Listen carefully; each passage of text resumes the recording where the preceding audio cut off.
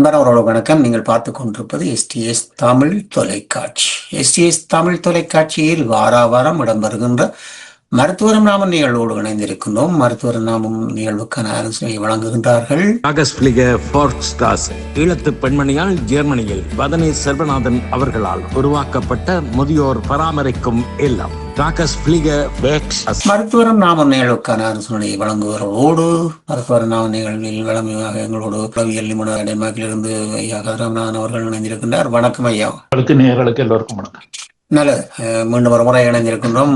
பல விதமான விடயங்களை பல முறை நாங்கள் உரையாடி கொண்டு போனாலும் இந்த மனோதத்துவ ரீதியாக நாங்கள் பார்க்கக்கூடியதாக இருக்கின்றது. உண்மையிலேயே இந்த போர்க்கால சூழ்நிலைகள் எல்லாம் அதனை பற்றியெல்லாம் நாங்கள் கணக்கு பார்த்திருக்கின்றோம், பல விதமான விடயங்களை. அந்த வகையிலே இன்று நாங்கள் பார்க்கக்கூடியதாக இருக்கின்றது போர்க்கால சூழ்நிலைகளும் சிறியவர்களும்.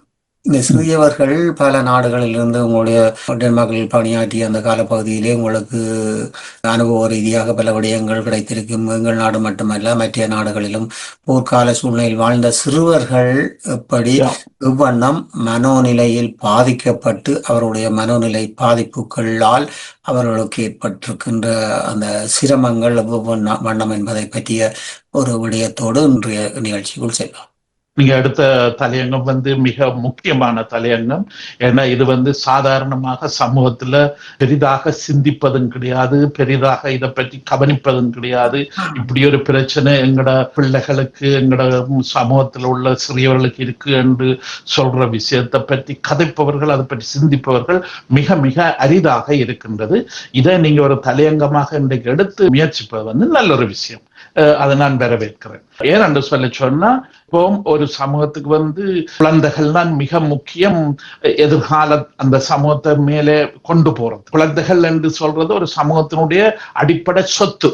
அந்த சமூகத்தினுடைய அடிப்படையான ஒரு சொத்து. அவர்களை நாங்க சரியான முறையில பராமரிச்சு வளர்த்தெடுத்து அவர்களுக்குரிய படிப்புகளோ கல்விகளோ சகல விஷயத்தையும் கொடுத்து அவர்களை சொந்த காலில் ஒரு சமூகத்துக்கு பிரயோசனமான மனிதர்களாக உருவாக்கி எடுப்பதன் இயற்கையாகவே எல்லா சமூகத்திலையும், எங்கட சமூகம் அல்ல, உலகத்தில் உள்ள சகல சமூகங்களையும் இதுதான் ஒரு முக்கிய நோக்கமாக எடுத்து செய்யப்பட்டு கொண்டு வருகின்றது. அதுல நாங்கள் விதிவிலக்கு அல்ல. எங்கட சமூகம் அதே மாதிரி தான் இயங்கி கொண்டு இருக்கின்றது. ஆனா இதுல நீங்க குறிப்பிட்ட மாதிரி இந்த போர்க்காலம் என்று சொல்றது நாங்க பல தடவை இந்த இதிலே நாங்க பேசி இருக்கிறோம். அது ஒரு மனிதர்களுடைய சக்திக்கு அப்பாற்பட இயங்குகின்ற ஒரு குழப்பம். எந்த ஒரு மனிதராலையும் கட்டுப்படுத்த முடியாது, எந்த ஒரு மனிதராலையும் தீர்வு காண முடியாது, எந்த ஒரு மனிதராலையும் அங்கு நிம்மதி அமைதி எதுவுமே கண்டுபிடிக்க முடியாது இல்லையோ. அப்படி தலைகீழாக மாறி போன சமூகத்தை தான் நாங்கள் இந்த போர்க்காலத்துல தரிசிக்கிறோம். அப்ப இந்த போர்க்காலம் என்று சொல்றது வெறும் சமூகம் மாத்திரம் இப்படி தலைகீழ போறது மாத்திரம் அல்ல, அந்த சமூகத்துல பெரிய அக்கிரமங்கள் நடக்கின்றது இல்லையோ. போர்க்கால சுடுகிறதுல இருந்து, வீடுகளை கொளுத்துறதுல இருந்து, வீடுகளை குண்டு போடுறதுல இருந்து, ஆளுக்கால் அடிபடுறதுன்றதுல இருந்து, சில வேளையில சில ஆக்களை கொலை செய்து தபால் தந்தி போஸ்டர்ல கட்டி விடுறதுல இருந்து எத்தனையோ அலங்கோலமான விஷயங்கள் ஒரு போர் சமூகத்துல நடக்கிறத நாங்கள் சாட்சியாக இருக்கிறோம். நாங்க இன்றைக்கு புலம்பெயர்ந்து இங்க இருந்தாலும், ஆனா நாங்க ஊர்ல இருந்து வரும்போது பல அந்த வேதனையான விஷயங்கள் எல்லாத்தையும் காவி கொண்டுதான் இங்க இருக்கிறோம் இல்லையா. ஆனா இந்த இடத்துல நீங்கள் குறிப்பிட்ட தலையங்கத்துல குறிப்பிட்ட இந்த சிறுவர்களை பொறுத்தவரை நாங்கள் கொஞ்சம் கவனிச்சோம் என்று சொன்னா, இந்த சிறுவர்களுடைய நிலைமை மிகவும் ஒரு ஒருவராலையும் கவனிக்கப்படாத ஒரு விஷயமாகத்தான் இருக்கின்றதை நாங்கள் அடிப்படையாக பார்க்கிறோம். உதாரணமாக அந்த சிறுவர்கள் கிட்டத்தட்ட 11 வயது அல்ல 15 வயது கொஞ்சம் சொந்த காலில் நிற்கக்கூடிய ஒரு நிலைமைக்கு அந்த நிலையில அவர்கள் குழம்பி போய் இருப்பது அல்ல குழம்பி இருக்கிற விஷயத்தை தான் கவனத்தில் எடுக்கிறேன்.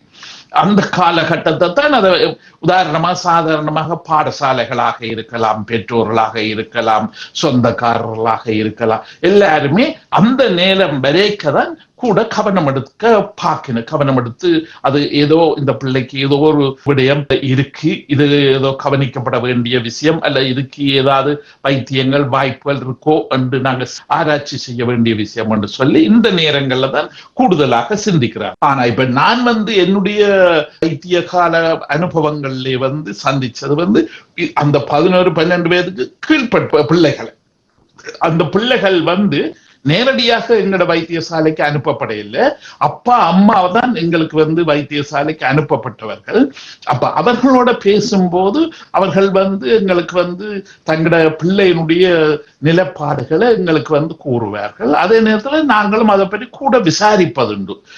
ஏன்னா இப்ப 2 பேருமே யுத்த விடயத்துல பயங்கரமான பாதிப்புகளோட வரும்போது இயற்கையாக எல்லாராலையும் புரிந்து கொள்ளக்கூடியது பிள்ளைகள் தப்பியுடையலாம், பிள்ளைகள் அதுல தப்பி இருக்க மாட்டார். அப்ப அந்த இடத்துல இப்ப எங்கட வைத்தியசாலை, இப்ப டென்மார்க்ல நான் வேலை செய்த இந்த பொது அரசு வைத்தியசாலையில எங்களுக்கு ஒரு வழிகாட்டல் சொல்லுவார்கள். என்னன்னு சொன்ன, வெறும் அம்மா அப்பா வயது வந்தவர்களோட மாத்திரம் நீங்க கவனம் செலுத்தக்கூடாது, அந்த அவர்கள்ட்ட இருக்கிற பிள்ளைகளையும் நீங்க கவனிக்கணும். அந்த பிள்ளைகளுடைய செயல்பாடுகள், அவர்களுடைய பாதிப்புகள், இந்த விடயங்களையும் நீங்கள் அவதானிச்சு அவர்களையும் கவனத்திலே எடுக்க வேண்டும். உங்களோட வைத்திய துறையில கவனத்திலே எடுக்க வேண்டும் என்று சொல்லி அவர்களே எங்களுக்கு வழிநடத்தல் சொல்லி இருக்கின்றார்கள் இல்லையா. அப்ப இதனாலதான் நாங்கள் அவர்களோட கவனம் எடுத்து, பெற்றோர்கள் எங்களுக்கு பிள்ளைகள் சுகமா இருக்கிறார்கள், பள்ளிக்கூடம் போறார்கள், வாடுறார்கள், விளையாடுகிறார்கள், அப்படி இப்படி தான் சாதாரணமான முறையில எங்களோட பேசும்போது சொல்லுவார்கள்.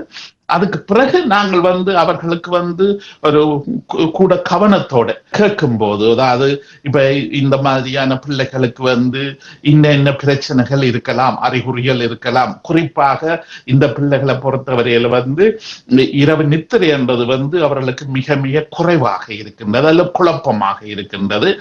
அதே நேரத்துல தனிச்சு அவர்களால தங்களுக்கு கண்ட ஒரு அறை கொடுத்தால் அந்த அறையில போய் அவர்களால படுக்க இயலாது, அவர்களால இருக்க இயலாது. அவர்களுக்கு அம்மாவோ அல்லது அப்பாவோ பக்கத்துல தேவை. உதாரணமாக பல பெற்றோர்கள் சொல்லியிருக்காங்க, எங்களோட பிள்ளைகள் எங்களோட கை விரலை பிடிச்சு கொண்டு அல்லது எந்த உடுப்பை பிடிச்சு கொண்டுதான் படுப்பார்கள். நான் அந்த கை விரலை எடுத்தோ அல்லது உடுப்பை எடுத்தோ எழும்பி நான் என்னுடைய அறைக்கு போகலான்னு சொன்னா உடனே எழும்பிடுவார்கள். அவர்களுக்கு தெரியா சடுதியா எழும்பிடுவார்கள் இல்லையா. அப்ப இந்த விதமாக அதையே அந்த பிள்ளைகள் அப்படி செய்கிறேன் என்று சொன்னதுக்கு உளவியல் விளக்கம் என்னென்று சொல்லி சொன்னா, அவர்களுடைய மனதில் அந்த கற்பனையில, ஏன்னா யுத்த அனுபவம் என்று சொல்றது எங்களோட ஞாபகத்துல டேப் பண்ணப்பட்டிருக்கு இல்லையோ, அது அங்க பதிஞ்சு போய் இருக்கின்றது இல்லையோ. அப்ப எங்கட ஞாபகத்துலதான் நாங்கள் எத்தனை 1000 கிலோமீட்டர் தூரம் நாடு கடந்து வந்தாலும் எங்கள்கிட்ட அந்த ஞாபகத்துல உள்ளது எங்களோட சேர்ந்து வருது. அது நாங்கள் எத்தனை 1000 மைல் கடந்தாலும் அதுல பிரயோசனம் இல்லை. ஏதோ நாங்க வேற நாட்டுக்கு வந்துட்டோம், வேற நாடு வந்தபடியால இனி ஒன்றுமில்லை, நிம்மதியா இருக்கலாம் அப்படி என்று சொல்லி பெரியாக்கள் நினைக்கலாம், பெரியாக்கள் தங்களை தைரியப்படுத்திக் கொள்ளலாம் இல்லையோ. ஆனா சிறு பிள்ளைகளை பொறுத்தவரையில அந்த மனதுல பதிஞ்சிருந்த அந்த பதிவுகள், கண்ணுக்கு காதுக்கால கேட்டு அங்க அந்த அகோரமான பதிவுகள் அவர்கள்ட்ட மூளையில ஞாபகத்துல இருக்கின்றது. அப்ப இரவு நேரம் தான் அவர்களுக்கு பெரிய கஷ்டமாக இருக்கு. இப்படியான பிள்ளைகளுக்கு பகல் நேரம் வெளிச்சமாக இருக்கிறபடியாலையும், பாடசாலைக்கு நண்பர்கள் என்று பல பேரோட இணைஞ்சு இருக்கின்றபடியாலையும் அவர்கள் ஞாபகத்துல உள்ளதை சிந்திக்கிறதுக்கு நேரம் கிடைப்பது கிடையாது. அவர்கள் ஞாபகத்துக்குள்ள போறது கிடையாது இல்லையோ. ஏனென்று சொன்னா சூழல்ல உள்ள செயல்பாடுகள்ல அவர் பங்கு பெற்ற வேண்டி இருக்குன்னா, அப்ப சூழல்ல நண்பர்களோடையோ அல்லது பாடசாலை படிப்பிலையோ எல்லா விஷயத்திலையும் பங்கு பெற்ற வேண்டி இருக்கு இல்லையோ. அப்ப அது பங்கு பெற்ற வேண்டி இருக்கிறபடியால எங்கள் மூளையினுடைய கவனம், மூளையினுடைய செயல்பாடு அந்த சூழலை சார்ந்து மூளைக்கு வெளியில தான் தன் வேலையை செய்து கொண்டிருக்கின்றது இல்லையா. ஆனா இரவு நேரம் என்று சொல்றதான், இரவு என்றது ஒரு நிசப்தம், இருட்டு என்ற இன்னொரு பிரச்சனை. அந்த இருட்டுக்குள்ள நிசப்தத்துக்குள்ள தனிச்சு இருக்கிறது, அதாவது தன்னுடைய நண்பர்களோ தன்னுடைய சூழல்ல உள்ள ஆதரவா இருந்தவர்களோ யாரும் இல்லாம, உதாரணமா நான் முதல்ல கூறின மாதிரி பெற்றோர் கூட, ஏன்னா பெற்றோரோட அவர்களுக்கு இருக்கும் போது அவர்களுக்கு ஒரு ஆறுதல், பெரியாக்கள் இருக்கு பக்கத்துல, நான் தனியன் இல்லை, எனக்கு பக்கத்துல அம்மா அப்பா அண்ணன் தங்கச்சி இப்படி என்று இருக்கிறேன் என்ற ஒரு ஆறுதல் இருந்து. ஆனா படுக்கிற போக நேரம்தான் அவர்கள் தங்களுடைய அறையிலேயோ தங்களுடைய கட்டிலேயோ போய் அந்த தங்களுடைய போர்வைக்குள்ள இருக்கும் போதுதான் அவர்களுடைய மூளை உஷாராகிறது. மூளை வந்து கூடுதலாக செயல்பட ஆரம்பிக்கிறது.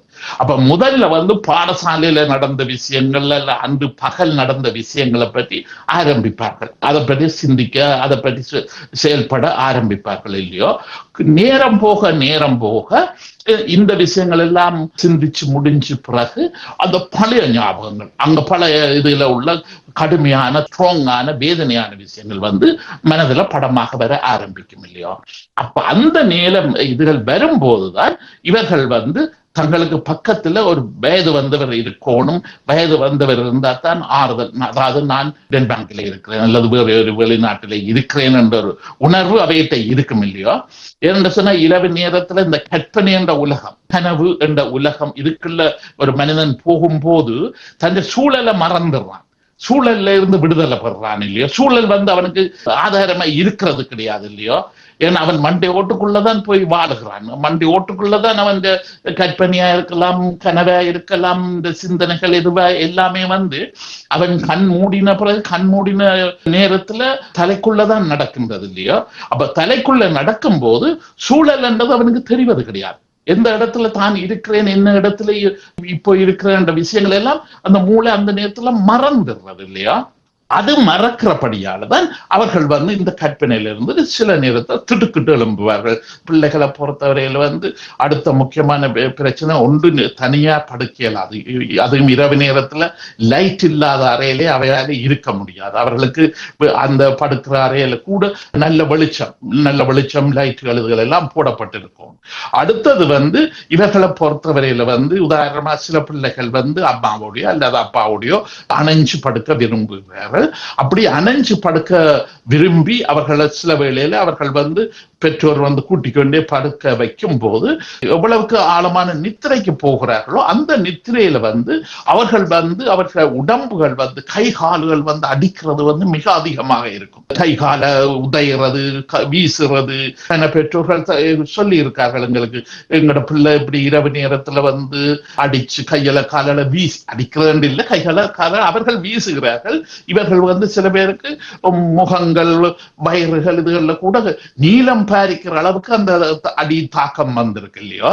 அந்த அளவுக்கு வேகமாக அந்த அடி விழுகிறது இல்லையோ. அப்ப இந்த மாதிரி அவர்கள் வந்து கை கால்களை வீசுறது. அடுத்தது வந்து அவர்கள் வந்து ஒரு கட்டில தலையணி போட்டு அந்த தலையணியில மாத்திரம் படுக்க மாட்டார்கள், கிட்டத்தட்ட 360 பாக சுத்தி கொண்டு வருவார்கள்.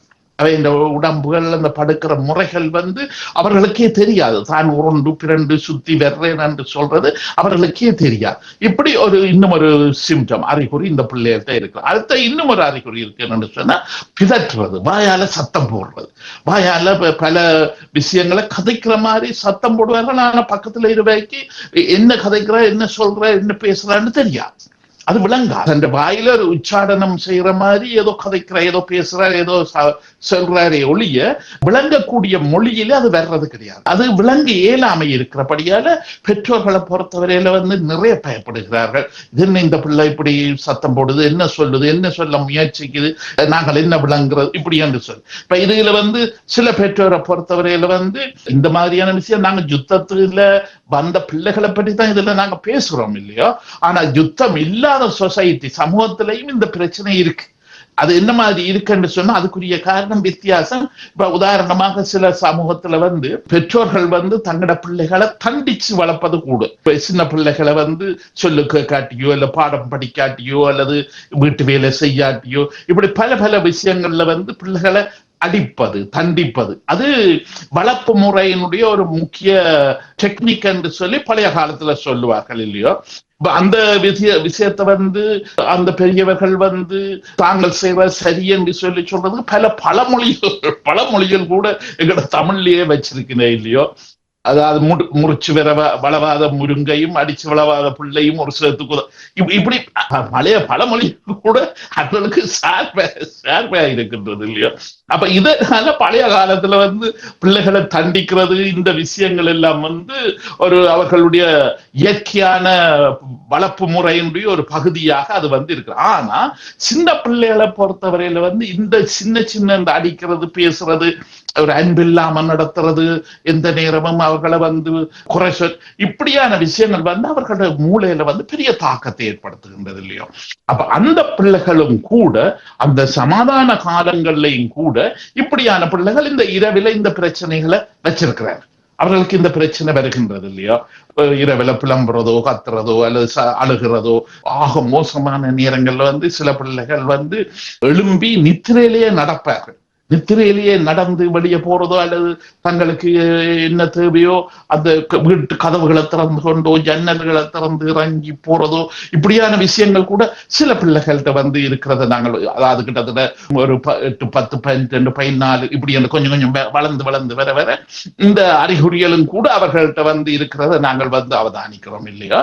ஆனா இப்ப இதுல வந்து இந்த பிள்ளைகளை பொறுத்தவரை இந்த அறிகுறிகள் இருக்கும் போது அதை எப்படி அந்த பெற்றோர்கள் புரிந்து கொள்ளும். நாங்கள் வந்து எங்கட வைத்தியத்துக்கு வர்ற பெற்றோரோட இதுகளை பேசும்போது அவர்கள் வந்து வாயில கை விரல் வச்சு கொண்டு கேட்கிற என்னன்னு இது உங்களுக்கு தெரியும், எங்கட வீட்டுல நடக்கிற விஷயத்த அப்படியே படம் பிடிச்ச மாதிரி இதுல நீங்க கேட்கறீங்க அல்லது நீங்க சொல்றீங்க, உங்களுக்கு என்னென்ன இதுகள் எல்லாம் தெரியும். அப்பதான் நாங்கள் வைக்க சொல்றோம். இது வந்து அந்த பிள்ளைகள் உங்களோட பிள்ளை மாத்திரமல்ல, உங்களோட பிள்ளைகளுக்கு மாத்திரம் இந்த பிரச்சனை இல்லை. இது வந்து அந்த யுத்த நாட்டில இருந்து வர்ற பல பிள்ளைகளுக்கு எல்லாம் 100% இல்ல, பல பிள்ளைகளுக்கு 25%, 30% இந்த பிள்ளைகள் வந்து இந்த பிரச்சனைகளால பாதிக்கப்பட்டு போயிருக்கிறார்கள். அப்படி பாதிக்கப்பட்டவர்களுக்கு தான் இதுகள் வந்து அறிகுறியா இருக்கு. அதன்படியால உங்களோட பிள்ளைக்கு மாத்திரமல்ல, உங்களோட பிள்ளை மாதிரி வேறு எத்தனை பிள்ளைகளுக்கும் அந்த பிரச்சனை இருக்கு. இப்ப நீங்க வந்து உங்களோட பிள்ளையினுடைய பிரச்சனைய மற்றவையோட கதையாம மறைச்சு ஒழிச்சு வச்சுக்கிறபடியால நீங்க நினைக்கிறீங்க ஏதோ உங்களோட பிள்ளைக்கு மாத்திரம்தான் இந்த பிரச்சனை இருக்கு, இது மற்றவையோட கதைக்க கூடாது, இது மற்றவைக்கு சொல்லக்கூடாதுன்னு வலி இரகசியமா வச்சிருக்க முயற்சிக்கிறீங்கள் இல்லையோ. ஆனா அது தவறான விஷயம் இல்லையோ. ஏன்னு சொன்னா இப்ப நாங்க எங்களோட வைத்திய அனுபவத்திலேயே இப்ப நாங்க வந்து 50 குடும்பம் அல்ல 100 குடும்பத்தை பேசியிருக்கோம், கதைச்சிருக்கோம். அவர்களுடைய எல்லா பிள்ளைகளுக்கும் இல்ல, பல பிள்ளைகளுக்கு இந்த பிரச்சனை வந்து இருக்கிறத நாங்க அறிஞ்சிருக்கோம். அந்த அறிவு, அந்த பட்டறிவு, அந்த அனுபவத்துல அவர்களோட வேலை செய்து அவர்களால் கிடைச்ச அனுபவ அறிவு இதுகள் எல்லாத்தையும் வச்சுக்கொண்டுதான் இப்ப உங்களோட நாங்க பேசுகின்றோம். இப்ப இந்த விஷயத்த நீங்க வந்து இனி கவனம் எடுத்து இதுக்கு உங்களுக்கு தேவை என்று சொன்னா அதுக்குரிய வைத்தியங்களுக்கு நாங்கள் வந்து உங்களுக்கு உதவி ஏன்னா குழந்தைகள் என்று சொல்லும் போது இப்ப நாங்க வளர்ந்தவர்களுக்கு செய்யற வைத்திய நிலையத்துல அவர்களுக்கு செய்யலாம் இல்லையோ. ஆனபடியால இப்ப இங்க குழந்தைகளுக்குரிய தனியான பராமரிப்பு அல்ல வைத்தியம் செய்யற நிலையங்கள் இங்க பல ஆஸ்பத்திரிகள்ல வைத்திருக்கின்றார்கள் இல்லையோ. அப்ப அந்த நிலையங்களுக்கு நாங்க வந்து அந்த பிள்ளைகளை அனுப்ப பார்ப்போம். அந்த நிலையங்களுக்கு அனுப்பினா அவர்கள் வந்து அது குழந்தைகளுக்கு ஏன்னா இப்ப மூளைன்றதை வச்சுக்கொண்டுதான் நாங்க வைத்தியம் செய்யணும் இல்லையா. மூளைன்றது எவ்வளவுக்கு அபிவிருத்தி அடைஞ்சு வளர்ச்சி அடைந்து வந்திருக்குதோ அந்த வளர்ச்சி நிலையை வச்சுக்கொண்டுதான் எங்களோட வைத்திய முறைகளை நாங்க அந்த பிள்ளைகளுக்கு செய்யலாம், பிள்ளைகளுக்கோ மனிதர்களுக்கு செய்யலாம் இல்லையோ. ஆனா இப்ப இவர்களை பொறுத்தவரையில 10 வயது 11 வயது அதாவது சாமர்த்தியப்படுற வயதுக்கு முற்பட்ட மூளை, சாமர்த்தியப்படுகின்ற நிலைமைக்கு முற்பட்ட மூளை என்று சொல்லும் போது அது வந்து கிட்டத்தட்ட ஒரு பிஞ்சு மூளை.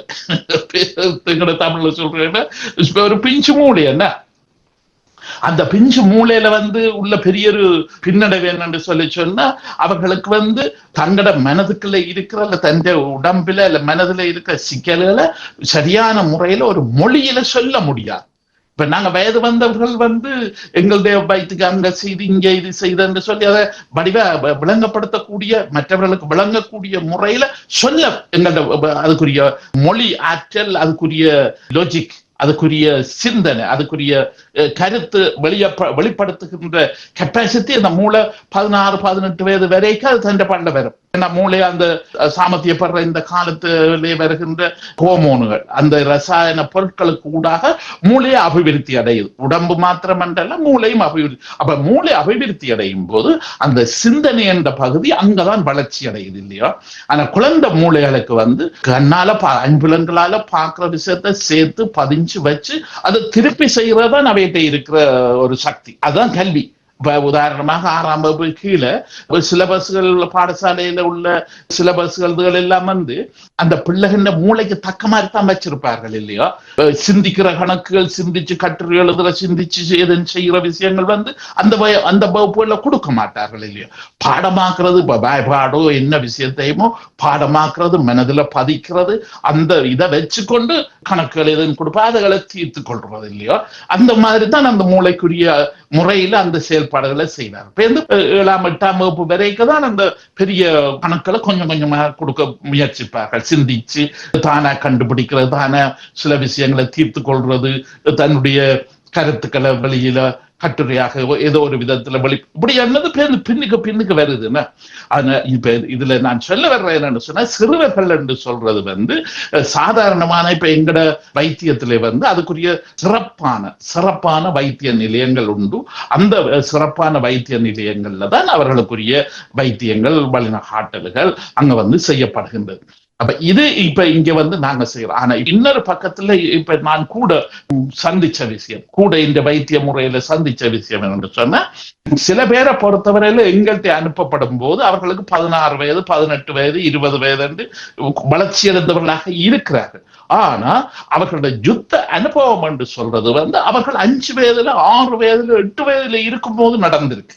அப்ப அந்த நேரத்துல அவர்கள் வந்து தங்களோட ஊர்ல அந்த யுத்த அனுபவம், கொடூரத்தை எல்லாம் பார்த்து மனதுல பதிஞ்சு கொண்டு பின்னர் வந்து வெளிநாட்டுக்கு அகதிகளாக வெளிக்கிட்டு வந்திருக்கின்றார்கள் இல்லையோ. இப்ப கடந்த காலத்துல அகதி என்று சொல்ற வந்து ஏதோ ஒரு நாட்டுல உள்ள விமான நிலையத்தில இருந்து ஏறி இன்னொரு நாட்டு விமான நிலையத்துல வந்து இறங்குறது அல்ல அகதி. உதாரணமா இப்ப எங்கட சமூகத்துல எங்கட தமிழ் மக்கள் எங்கிட்டே நியாயமான உதாரணங்கள் இருக்கின்றது. 83, 85ஆம் ஆண்டுலயோ வெளிக்கிடுவார்கள் தாங்கள் வெளிநாட்டுக்கு போறோம் என்று சொல்லி இல்லையோ. ஆனா ஏதோ ஒரு அவர்களுக்கு பிடித்த ஒரு இணக்கமான ஒரு மேல தேச நாட்டுக்கு, இப்ப ஐரோப்பாவில் ஜெர்மனியோ, பிரான்சுகளோ, சுவிஸுகளோ இப்படியான நாடுகளுக்கு வந்து சேர்றதுக்கு சில பேர்த்த வரலாற்றின்படி 3 வருஷத்துல இருந்து 5 வருஷம் எடுக்கிறது இல்லையோ. 3-5 வருஷம் வந்து இடையில எத்தனையோ நாடுகள், பல நாடுகள்ல போய் இருந்து அந்த அவர்களை அனுப்ப என்று சொல்ற அந்த ஏஜென்சிகள், அவர்களுக்கு அந்த வெளிநாட்டுக்கு அனுப்புகிற அவர்களும் வந்து இயலாம இருக்கிறார்கள். தாங்கள் நினைச்ச மாதிரி களவாக டிக்கெட் எடுத்து, களவாக பாஸ்போர்ட் செய்து, களவாக விமானங்கள்ல ஏற்றி விடுகின்ற விஷயங்கள் வந்து அவ்வளவு பெரிய கஷ்டமாக இருக்கின்றது. அப்ப இதனால அந்த நேரத்துல வந்து பல அகதி பிள்ளைகளை, எங்களோட பிள்ளைகளை வந்து கரையால தான் கொண்டு வந்தார்கள் இல்லையோ. விமானங்கள் ஏற்றாம கரையால பயிரதங்களுக்கு ஊடாகவோ, பஸ்களுக்கு ஊடாகவோ, இங்க பெரிய கொண்டெய்னர் ஏற்றி கொண்டு வர்ற லொரிகளுக்கு ஊடாகவோ, அல்லது கப்பல், பெரிய சாமான்கள் ஏற்றி கொண்டு போற கப்பல்களுக்கு, இதுகளுக்குள்ளதான் ஒளிச்சு மறைச்சு நாங்க இந்த விஷயங்கள் கன பேர் இங்க நாங்க நேரடியாக பத்திரிகைகள்ல, வானொலிகள்ல பார்த்திருக்கோம், கேட்டிருக்கோம் இல்லையோ. சில இடங்கள்ல அந்த வாகனங்கள் ஏற்றி கொண்டு வரும்போது மூச்சு எடுக்க முடியாம அந்த கொண்டெய்னர்களுக்கு மூச்செடுக்க முடியாமலே 30 பேர், 40 பேர், 20 பேர் என்று சொல்லி பிரேதமாக வந்து இறக்கப்பட்டிருக்கிறார்கள் இல்லையோ. அப்படியான ஒரு பெரிய ஒரு கடுமையான விஷயத்துலதான் இவர்கள் வந்து இறங்குகிறார்கள். ஆனா அதுல ஒரு சிலர் வந்து கொஞ்சம் தப்பினவர்கள். இப்ப உதாரணமா நான் இதுல கூட ஆக்களை சந்திச்ச இதுல வந்து முக்கியமானது வந்து பொஸ்னியால இருந்து வந்த மக்கள் தான். இப்ப இதுல நான் உங்களுக்கு கொஞ்சம் கருத்து சொல்ல முயற்சிக்கிறது ஏன்னு சொன்னா, இந்த பொஸ்னியா என்று சொல்லப்பட்ட நாட்டில இருந்து வரைக்கும் தனவழி பாதையாலேயே வரலாம். அவர்களுக்கு பஸ்லயோ போயிருந்ததுலயோ விமானங்கள் இதற்கு போகாம இதாலேயே வரலாம். ஒன்று. 2வது வந்து இப்ப உதாரணமா குறிப்பாக டென்மார்க்ல வந்து இங்க அகதி சங்கம் ஒன்று அரசாங்கத்தின் ஒத்துழைப்போட தனியான ஒரு அமைப்பு இருக்கு. ரெட் கிராஸ் மாதிரி, செஞ்சிலுவை சங்கம் மாதிரி, இந்த அகதி மக்களுக்காக வேலை செய்யறேன்னு சொல்லி அகதி சங்கம் என்று சொல்லி இங்க தனியான ஒரு அமைப்பு இருக்கு இல்லையோ. இப்ப இந்த அமைப்புகள் இங்க வந்து இப்ப உதாரணமா இந்த பொஸ்னிய நாட்டில் சண்டை வந்து 92ல உருவாகி அங்க நடக்கும் போது இவர்கள் பல அமைப்புகள் அங்கேயே போயிட்டார். அந்த நாடுகளுக்கே இங்க, ஏன்னா அவளுக்கு இலகுவே அங்க போகக்கூடியதா இருந்தது இல்லையோ.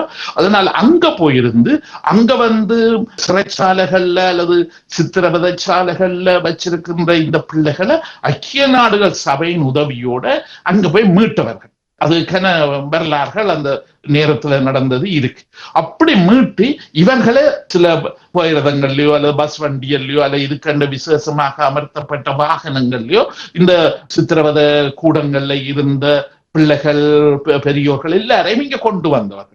அது கிட்டத்தட்ட 95 அந்த காலகட்டங்கள்ல வந்து மிக அதிகமாக இங்க அந்த நாட்டில இருந்து கொண்டு வந்தவர்கள். அந்த மாதிரியான கொண்டு வந்த இடங்களிலே வந்து அந்த பிள்ளைகள் பெற்றோரோட சேர்ந்து இங்க வந்திருக்குமா? அது பெற்றோட சொன்னா அநேகமா ஒரு பெற்றோர் தான், மற்ற பெற்றோர் இறந்திருப்பார், மற்ற பெற்றோரை அவர்கள் இழந்திருப்பார்கள் இல்லையோ. அந்த இடத்துல தாயோடையோ அல்லது சித்தப்பா சித்தியோடையோ இப்படி ஒரு சில பெரியாக்களோட இங்க வந்திருக்கும். அப்படியான இடங்கள்ல தான் எங்கள்கிட்ட நான் எந்த வைத்தியத்துல அதுகள் கொஞ்சம் பேரை சந்திச்சிருக்கேன் இல்லையா.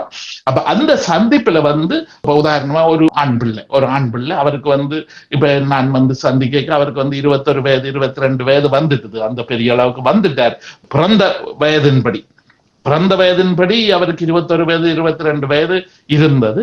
ஆனா மன வயது, மூல வயது, அந்த உள்ளத்தினுடைய தைரிய வயது அவருக்கு 6 வயது 5 வயதுல தான் இருந்தவர்.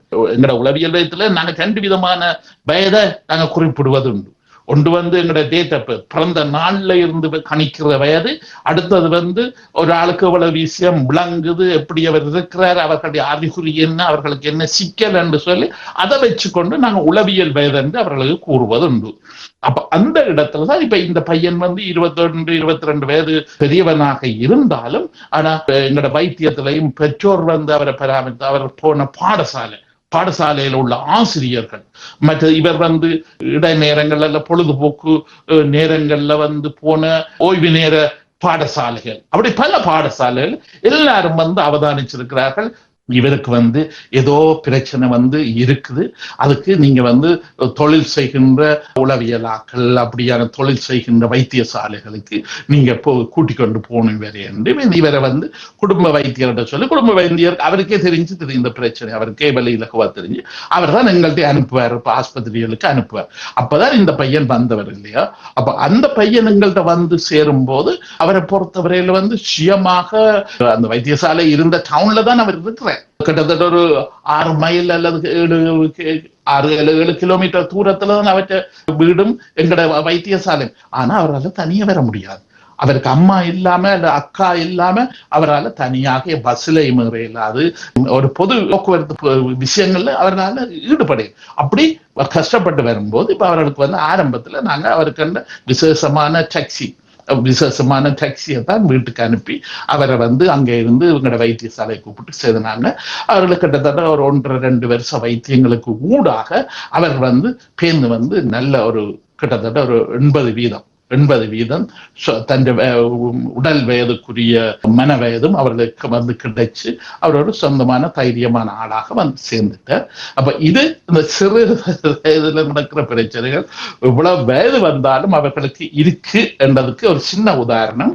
இன்னும் ஒரு சந்தர்ப்பம் கிடைக்க நாங்க வேறு பல உதாரணங்களை இதுல எடுத்து கதைக்கலாம். இதுல ஒரு கோடிக்கணக்கான லட்சக்கணக்கான உதாரணங்கள் இருக்கு. இந்த பிரச்சனை ஒரு சிறு பகுதி தான் அது கவனிக்கப்படுது, பல பகுதி இன்னுமே கவனிக்கப்படவில்லை.